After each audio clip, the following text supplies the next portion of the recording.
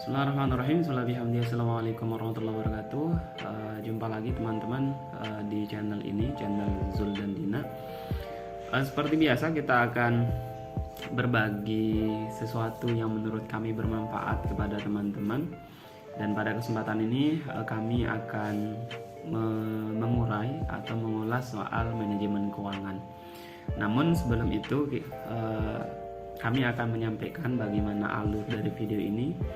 Yang akan kami sampaikan nanti yang pertama adalah soal latar belakang kenapa manajemen keuangan itu perlu kita bicarakan. Kemudian yang kedua, saya ingin kasih satu sedikit sentuhan pendekatan perspektif Islam terhadap keuangan, dan terakhir itu manajemen keuangan. Pertama begini,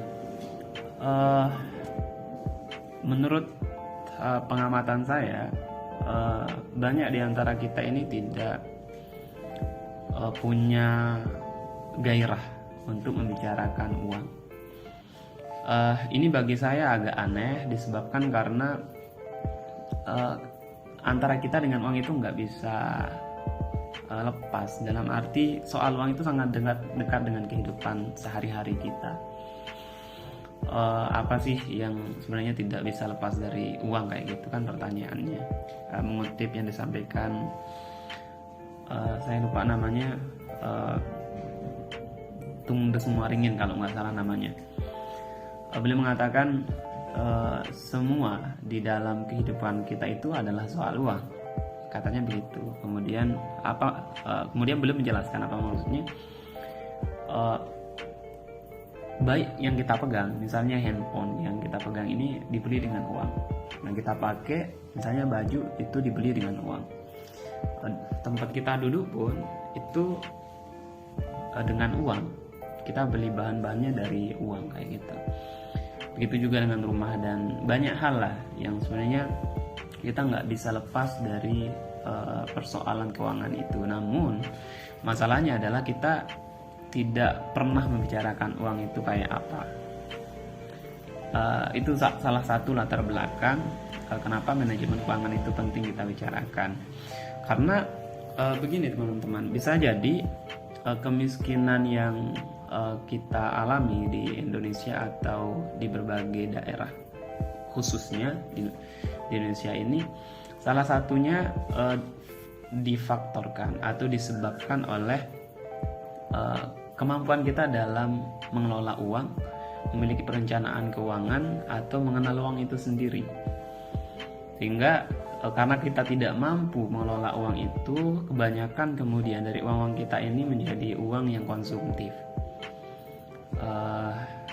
habis sekali pakai, kayak gitu. Dan umumnya seperti itu masyarakat kita yang saya amati, kayak gitu. Itu yang pertama. Yang kedua itu kalau dalam perspektif ulama, misalnya dalam hal ini Syekh Az-Zarnuji dalam kitab Ta'limul Muta'allim, beliau menyebut salah satu istilah di situ tentang ilmu, ada namanya ilmu hal. Jadi menurut Syekh Az-Zarnuji itu ilmu hal itu wajib kita pelajari. Pertanyaannya, apa definisi ilmu hal? Ilmu hal itu adalah ilmu yang wajib kita pelajari karena kita hadapi setiap hari. Cuman yang jarang kita dengar dari penjelasan ulama-ulama atau para dai-dai kita ini, bagaimana menarasikan itu pada hal selain yang dimaksudkan Az-Zarnuji. Maksud saya itu bisa dikembangkan bahwa yang kita hadapi hari ini, misalnya yang ilmu hal yang wajib kita pelajari, harus kita pelajari, itu adalah soal keuangan. Karena kita nggak bisa lepas dari persoalan keuangan itu, kayak gitu. Oleh karenanya, menurut Az-Zarnuji, berdasarkan konstruksi berpikirnya, mempelajari soal keuangan itu penting demi kemaslahatan dalam kehidupan kita. Baik, yang kedua teman-teman,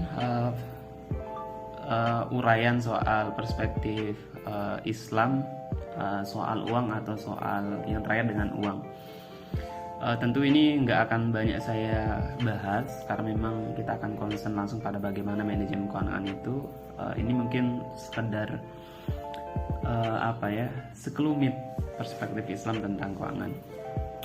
Jadi pertama teman-teman, kalau uang itu di dalam Al-Quran itu bisa salah satunya kita temukan dalam surat Al-Kahfi. Di ayat 19 kalau nggak salah, di surat Al-Kahfi itu ada kata biwarikikum, yang itu bermakna uang yang berasal dari perak. Jadi uang ini digunakan oleh salah satu pemuda Ashabul Kahfi, atau ketika mereka diminta pergi ke pasar untuk membeli makanan. Nah, konteks dari ayat ini bagaimana uang itu difungsikan di masa lalu yang disebutkan oleh Al-Quran, yaitu untuk membeli kebutuhan, yang nanti kita akan bahas kebutuhan itu di manajemen keuangan. Nah, itu salah satu ayat yang bicara tentang uang, dan tentu banyak juga ada ayat-ayat yang berbicara tentang uang. Namun saya ingin menyampaikan kepada prinsip umumnya, kalau konteks uang dan yang terkait itu berdasarkan yang disampaikan oleh salah satu ulama yang bernama Asy-Syatibi. Itu prinsip dari ajaran Islam atau syariat itu adalah hifzul mali, atau untuk penjagaan harta. Lalu turunan dari hifzul mali itu, kata ulama, dia memiliki prinsip an-numu, atau yang dalam arti prinsip pengembangan. Jadi yang diharapkan, yang disyariatkan oleh Al-Quran itu adalah bagaimana kita mengembangkan harta kita. Jadi setahu saya Islam nggak terlalu merekomendasikan kita untuk menimbun harta. Yang direkomendasikan kita itu adalah bagaimana mengembangkan harta kita itu sendiri. Oleh karena itu teman-teman, bisa disimpulkan bahwa Islam sangat aware terhadap persoalan kita, yang apa yang kita butuhkan itu terutama soal harta, dalam hal ini adalah soal uang. Oleh karena itu sekali lagi ini juga menekankan bahwa penting kemudian kita bicara uang. Kalaupun kita nggak bisa kuliah di jurusan manajemen keuangan dan sebagainya, setidaknya kita bisa ngobrol-ngobrol soal uang kayak seperti di video ini. Baik, yang terakhir atau yang ketiga kita akan bahas tentang manajemen keuangan, dan saya nggak akan bahas banyak ya soal manajemen keuangan. Ini sifatnya tips teman-teman, tapi menurut saya ini bagus untuk kita tahu bersama dan kita aplikasikan sebagai bagaimana kita mengelola keuangan kita. Baik, yang pertama dalam soal manajemen keuangan itu kita perlu mengidentifikasi atau mengenal mana yang menjadi keinginan dan mana kebutuhan kita. Karena seringkali karena kita tidak mengenal keinginan kebutuhan, pengeluaran kita itu menjadi tidak terkontrol. Tujuan dari kita mengenal keinginan dan kebutuhan ini adalah supaya kita mengontrol apa-apa yang kita beli dari uang-uang kita. Jadi pertama ini saya kutip dari salah satu akun Instagram, cuman saya agak lupa namanya, karena PTKIS mungkin kalau nggak salah, saya lupa. Jadi keinginan itu ciri-cirinya adalah dia bersifat subjektif. Kemudian yang kedua itu keinginan itu mengutamakan kepuasan kita. Kemudian yang ketiga bisa dipertimbangkan, dan terakhir itu tidak bersifat pokok, maksudnya bukan sesuatu yang darurat kita harus beli. Itu ciri-cirinya. Nah, sedangkan kebutuhan kebalikan dari keinginan yang tadi, dia bersifat objektif. Kemudian tujuan kita membeli barang ini adalah mengutamakan fungsinya. Kemudian yang ketiga itu dia darurat, harus kita beli kayak gitu. Jadi kan kalau keingin dia bisa dipertimbangkan, tapi ini harus kita beli. Jadi begitu perbedaan antara keinginan dan kebutuhan. Setelah kita mengenal itu, insya Allah kita bisa mengontrol apa yang akan kita beli dalam perjalanan kehidupan kita, dalam mungkin dalam 1 bulan atau 2 bulan dan seterusnya. Nah, berikutnya Ini untuk tips membagi atau perencanaan keuangan kita itu sebenarnya sederhana kalau menurut saya. Yang pertama itu kita harus alokasikan dana atau uang kita yang kita punya itu ke dana kebutuhan. Misalnya dalam konteks 1 bulan ya, misalnya dalam 1 bulan kebutuhan kita berapa, kita udah alokasiin, itu jangan diganggu gugat, itu khusus untuk kebutuhan. Ya, makan, bensin, kuota, dan lain sebagainya lah, yang menurut kita kebutuhan. Yang kedua itu alokasikan dana darurat. Dana darurat ini adalah dana yang harus kita keluarkan dalam kondisi darurat.